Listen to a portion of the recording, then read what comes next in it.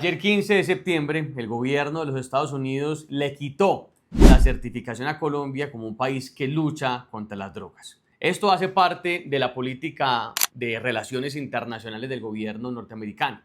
En 1986, el Congreso de la República aprobó la ley contra el abuso de las drogas, que le exige al presidente de Estados Unidos, a través del Departamento de Estado, que cada año, cada septiembre, publique la lista de los países del mundo que son los productores mayoritarios de las drogas que se consumen, no solamente en Estados Unidos, sino en el mundo entero. Producto de este listado y de cómo se evalúa a los países que son productores, Estados Unidos determina si los apoya militarmente, si los apoya financieramente, incluso en términos sociales. Cada calificación que se hace en los septiembres tiene tres categorías: países que son certificados positivamente, países que tienen desertificación total por fallas demostrables y un tercer grupo de países que reciben una suerte de waiver, que es una exención por interés nacional, que en el caso que vamos a explicar ahorita, en Colombia se mantuvo en este sentido solamente por el reconocimiento de lo que han hecho en la lucha contra las drogas la fuerza pública y las alcaldías de Colombia. Hagamos un recuento de lo que ha pasado con este tema en el país. Y es que Colombia ya esta es la tercera ocasión en la que pierde la certificación en lucha contra drogas que otorga el gobierno norteamericano. La primera vez fue en 1996, en el gobierno de Ernesto Samper, ese fatídico presidente colombiano que claramente fue acusado en todo ese proceso 8000 por haber financiado su campaña con dinero del cartel de Cali, con dinero del narcotráfico. Evidentemente Estados Unidos desertificó por falla demostrable totalmente a Colombia en la lucha contra las drogas. Luego en el 97 y el 98, en la expectativa de un cambio de gobierno, lo que hacen es entregar un waiver, que es esta suerte de exención nacional. Es decir, ustedes no están haciendo la tarea, sigue creciendo los cultivos de coca, sigue creciendo la producción de coca, pero sabemos que quieren reducir este problema, sabemos que quieren trabajar, ustedes son de interés nacional para Estados Unidos y mantendremos nuestro apoyo. Y la última vez, la tercera, fue esta, en el gobierno de Gustavo Petro. Y es que resulta que entre el 98 y el 2024, hasta el año pasado, Colombia siempre tuvo certificación positiva en la lucha contra las drogas. ¿Qué quiere decir esto? Que Colombia logró demostrar que reducíamos cultivos de coca, que reducíamos producción de cocaína, que reducíamos mediante la interdicción y la persecución de estructuras criminales la capacidad de estos bandidos para llevar coca sin infectar el mundo. Esto se perdió en el gobierno de Gustavo Petro y es lo que acaba de indicar el gobierno norteamericano.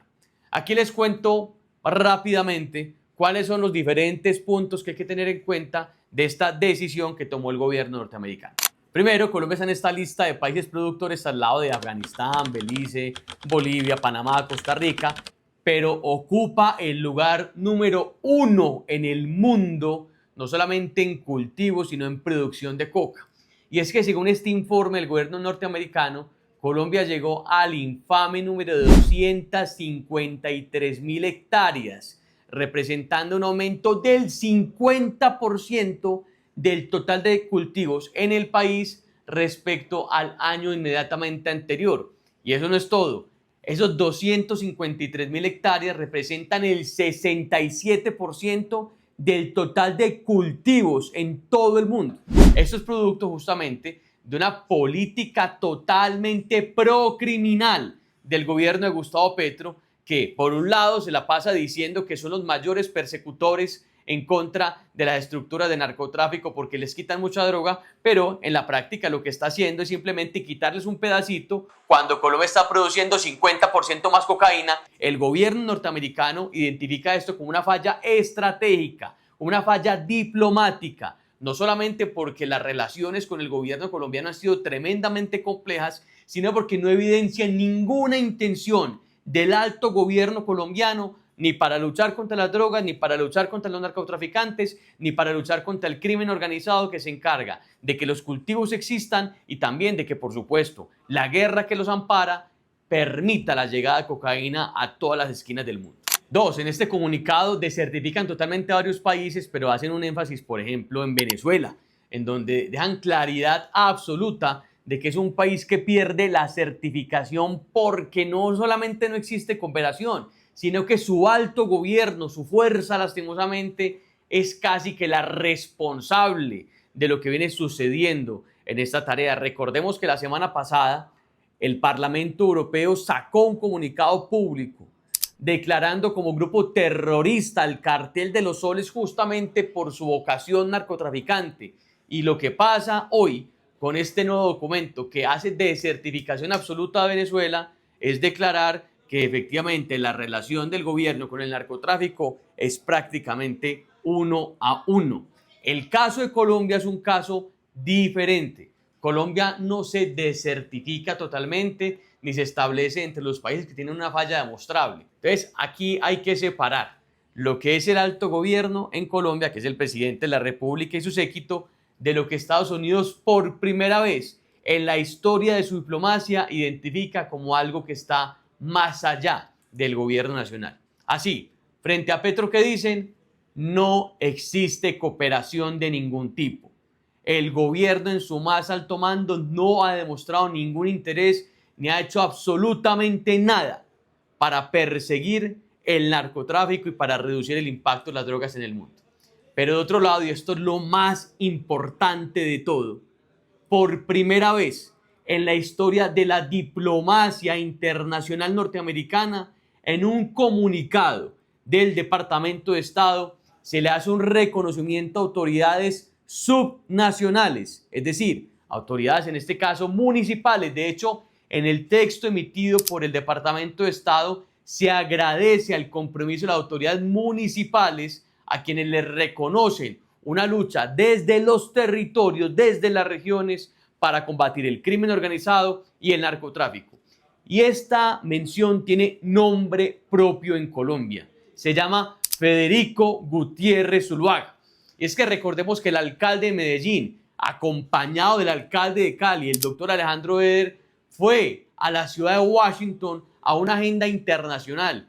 Se reunieron con el subsecretario de Estado, la persona que es la mano derecha de Marco Rubio, que ni siquiera se ha sentado con una sola persona del gobierno colombiano en la intención de establecer diálogos diplomáticos. Fueron recibidos por el subsecretario, quienes efectivamente reconocieron que en Colombia hay que separar el alto gobierno, por decirlo de alguna manera, el gobierno Petro, porque de alto tiene poco, de lo que pasa en las regiones y de lo que pasa en los municipios, porque no se puede castigar a un país en virtud de un mal gobernante que no representa evidentemente lo que pasa a nivel nacional. Y esta agenda acompañada también de una agenda diplomática en el sector legislativo con congresistas tanto demócratas como republicanos, fue evidenciada en el comunicado del Departamento de Estado. Yo nunca, y es un asunto que invito por supuesto a quienes nos observan que puedan estudiar también ustedes mismos con detalle, he observado un reconocimiento a nivel subnacional desde el Departamento de Estado. Esto es una lógica muy interesante que rompe con una tradición en materia diplomática norteamericana. Tercero, bueno, ¿cuáles son las consecuencias para Colombia de todo esto? La gente dice, no, pero es que ¿qué apoyo vamos a necesitar? Hombre, Estados Unidos le brinda a Colombia apoyo entre 400 y 500 millones de dólares anuales en temas militares y en temas de cooperación. ¿Para qué? Para la lucha contra el crimen organizado, para la lucha contra el narcotráfico, para la lucha contra todos esos bandidos que se creen los dueños de los territorios, que asesinan a nuestros ciudadanos, que extorsionan, que desplazan. Eso es lo que hace Estados Unidos en Colombia. Es más, entre el año 2000 y el año 2015, en la implementación absoluta del Plan Colombia, que finalizó de manera descarada el expresidente Santos por cuenta de ese engaño que fue el proceso de paz en La Habana, Estados Unidos brindó entre 2000 y 2015 $10.000 millones en cooperación. Colombia representa el país que recibe en América del Sur la mayor cantidad de apoyo por parte del gobierno norteamericano. Hay una alianza estratégica que por supuesto es la que sostiene la capacidad de reducción de un crimen organizado de 40 años. Por tanto, las consecuencias de que nos hubieran desertificado totalmente, que hubieran dicho que Colombia no solamente no cooperaba, sino que ya no hacía parte del listado de los países que iban a recibir ayuda y cooperación norteamericana, esas consecuencias eran desastrosas. Eso no pasó. No pasó eso. No recibimos la desertificación absoluta. Recibimos el waiver que es producto de la labor diplomática en defensa de Medellín, en defensa de Cali, de los alcaldes Federico Gutiérrez y Alejandro Eder. A ellos dos les debemos en este momento que Colombia no haya sido sacado de la lista que todavía recibe apoyo por parte de Estados Unidos. Esto, por supuesto, no solamente se queda en la cooperación internacional. Lo que puede llegar a pasar en Colombia cuando se materialice, ojalá nunca pase, una desertificación total por falla demostrable en materia comercial, en materia de relación con otros países, en materia, por supuesto, económica por la dependencia que tiene mucha de nuestra producción, en materia, por supuesto, comercial, toda vez que es el principal aliado comercial de Colombia. Mejor dicho, las consecuencias son gigantescas. Evidentemente a Petro esto le vale un bledo, no le importa. Colombia tiene al frente del timón a un tipo que ve la política desde una visión 100% ideológica. Cree que esto es un asunto todavía de los años 60, de los años 70. Cree que seguimos en la Guerra Fría. Cree que el muro de Berlín sigue levantado y cree que él está sentado del lado oriental del mismo. Esto no es un asunto de ideología. Esto es un asunto de comprender cuáles son los verdaderos riesgos que tiene hoy Colombia. Y cuando no se reconoce que el crimen organizado, que el narcotráfico son uno de los principales riesgos que hoy sigue viviendo nuestro país, el principal enemigo en la lucha para poder salir adelante como un país desarrollado, cuando no se reconoce eso, no tenemos nada por delante. En septiembre del 2026 ya Gustavo Petro no va a ser presidente de la República, pero su herencia va a seguir vigente durante un tiempo. Entonces sí, muy seguramente el próximo año también el gobierno norteamericano nos entrega un waiver, pero será un waiver con mejores expectativas. Un waiver porque sí, efectivamente el gobierno Petro cerró aún peor de lo que viene cerrando este año. Le quedan 325 días, imposible que haga algo bien ya cuando vaya a finalizar. Lo importante es lo que va a pasar en el 2027. Lo importante es lo que va a pasar en ese momento cuando Colombia haya recuperado su rumbo en la lucha antidrogas, haya recuperado su rumbo en la lucha contra el narcotráfico y contra el crimen organizado. Vengan, por supuesto que yo hago parte de quienes entienden el problema de drogas como un asunto de salud pública. Por supuesto que sí. Por supuesto que yo quiero que frente al tema de adicciones, frente al tema de consumo problemático, tengamos una lógica de salud pública. Pero también tengo muy claro que lo que hay detrás de las drogas es narcotráfico, es crimen organizado. También tengo muy claro que las estructuras organizadas armadas de poder que hay en Medellín son estructuras que se nutren justamente de lo que pasa en el campo colombiano, de lo que pasa en la guerra, que se nutren para poder extorsionar, que se nutren para poder acabar con la tranquilidad de la gente. Yo nunca voy a romantizar las drogas justamente por esto, porque hoy en Colombia siguen siendo una herramienta de control y rentas criminales por las cuales todos los días asesinan, extorsionan y desplazan ciudadanos. Pero este camino, sin duda alguna, será superado y recuperado en la lógica del Estado y la justicia.